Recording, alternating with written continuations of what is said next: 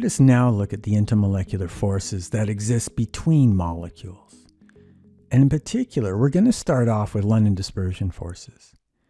In my opinion, London dispersion forces are the most important, as they are the most ubiquitous. They exist in all molecules, and for any one set of molecules, they contribute substantially to the total sum of intermolecular forces. To examine London dispersion forces, it is instructive to look at the data that's found in the teaching model number 2 table.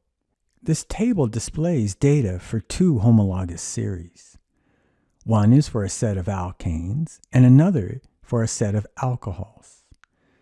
Homologous series means a series of compounds that differ through an incremental increase of a CH2 group. Besides a condensed structure representation, this table provides the molar mass, the dipole moment, the boiling point, and the water solubility for each of the molecules in these sets of homologous series. For now, let us focus on the connection between molar mass, dipole moment, and boiling points. Clearly, going down a homologous series, the boiling points are getting larger. Why is this boiling point data significant? Recall that the boiling point essentially represents the temperature at which the liquid particles possess sufficient energy to completely vaporize, that is, to go from the liquid state to the gaseous state. To completely vaporize means that the forces of attraction between liquid particles have to break. This means that at the temperature of the boiling point, the molecules have sufficient energy to break these forces of attraction. Therefore, the boiling point is an indirect measure of the force of attraction between molecules.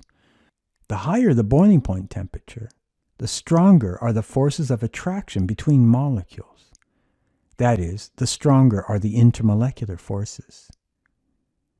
Therefore, because boiling points increase going down a homologous series, we can see that the intermolecular forces become stronger and stronger. To understand why this is the case, let us explore the information section found below the table. The information indicates that the most common intermolecular forces are the London dispersion forces. Now, although they are the most common, these forces are perhaps the hardest to understand. Earlier in this tutorial, we talked about the fact that molecules can be polar. And this is the result of permanent dipoles in a molecule. London dispersion forces, however, are the result of attraction between temporary dipoles. Many concepts in chemistry, and organic chemistry in particular, can be explained by considering the forces of attraction between positive and negative charges.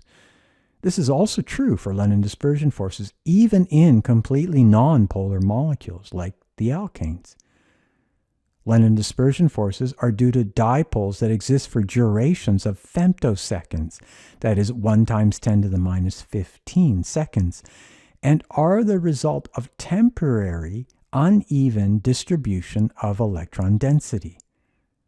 They arise because electrons are polarizable.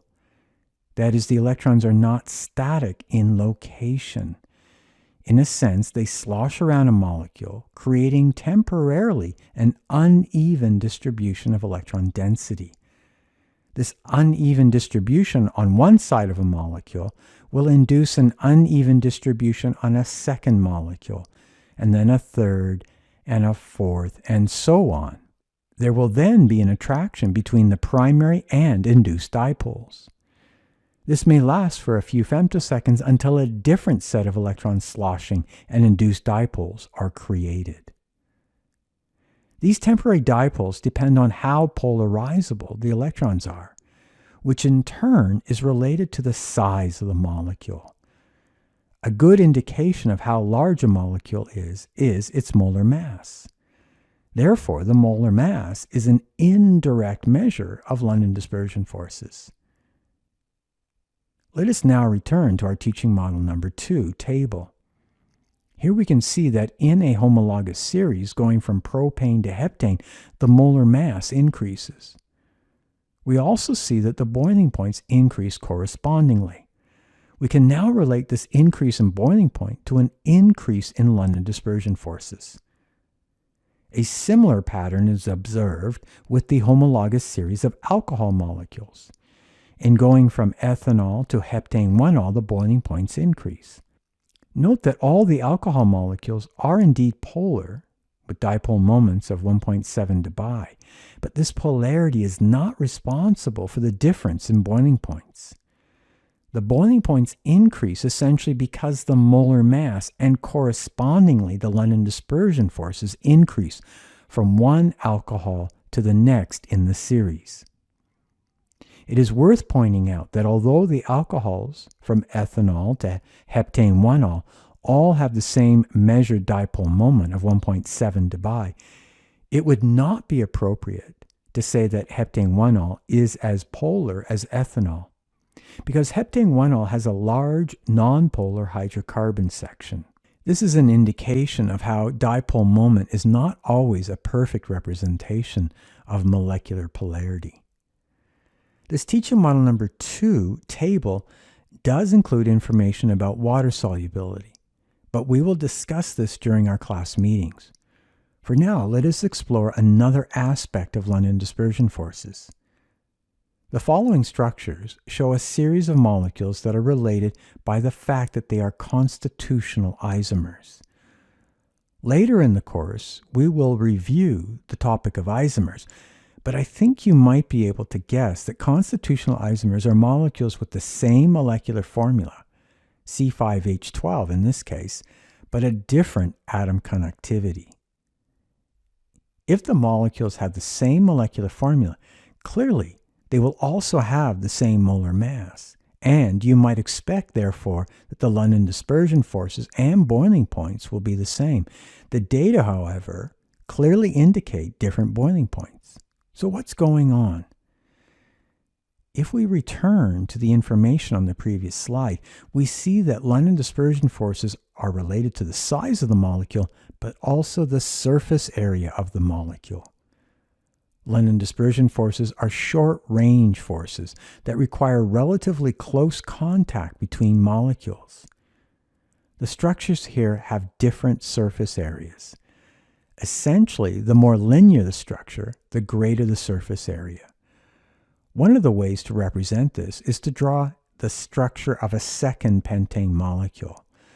Recall that intermolecular forces are the force of attraction between molecules. Linear structures provide more points of contact between the two molecules. By contrast, for example, the dimethylpentane has more branches and is more spherical in shape.